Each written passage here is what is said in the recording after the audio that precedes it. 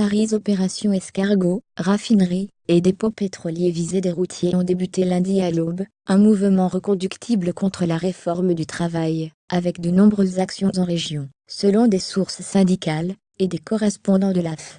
Tôt lundi matin, des actions ont été menées au Havre, à Rouen, Caen, Bordeaux, La Rochelle, Marseille, Lyon ou encore Nantes. D'après des responsables CGT et FO, elles se mettent en place tranquillement partout en France, selon Bruno Lefebvre de FO, qui a toutefois relevé une situation plus tendue à Bordeaux, et surtout à Donge-Loire-Atlantique, près de Nantes.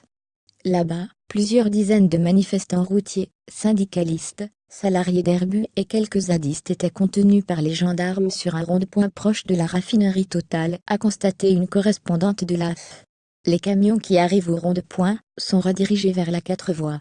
Quelque part la gendarmerie fait notre travail, car la route est bloquée. Cela crée même plus de perturbations, a commenté Pascal Baudin, FO. D'après lui, les accès au site sont possibles mais limités.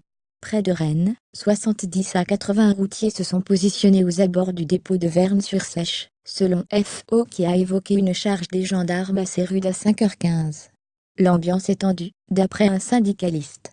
À Caen, une opération escargot a été menée sur la rocade par une quarantaine de véhicules légers d'après la CGT, moitié moins selon la préfecture.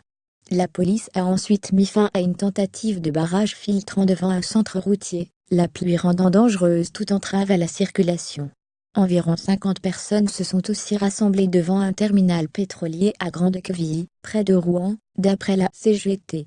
Dans le nord, une tentative de blocage du dépôt pétrolier de Douchy, près de Valenciennes, a échoué, celui-ci étant protégé par les forces de l'ordre. Des sources syndicales ont évoqué une action à la plateforme multimodale de Dourges-Passe de Calais, principal centre logistique de la région. Ça circule difficilement sur l'autoroute à cet endroit, a indiqué Sandy Penn, CGT. Dans la nuit, une trentaine de routiers ont bloqué les poids lourds sur l'autoroute A22 tout près de la Belgique. La mobilisation est à la hauteur de nos attentes, a déclaré Jérôme Vérité de la CUB Transport, depuis le port de Gennevilliers et Totz-de-Zen, où une cinquantaine de manifestants étaient présents. À La Rochelle, les dépôts de carburant sont fermés, et une action est menée à un péage près de Lyon, a-t-il ajouté. Près de Marseille, au dépôt pétrolier de la Med, rien ne rentre, et rien ne sort, a affirmé Fabrice Michaud de la CGT.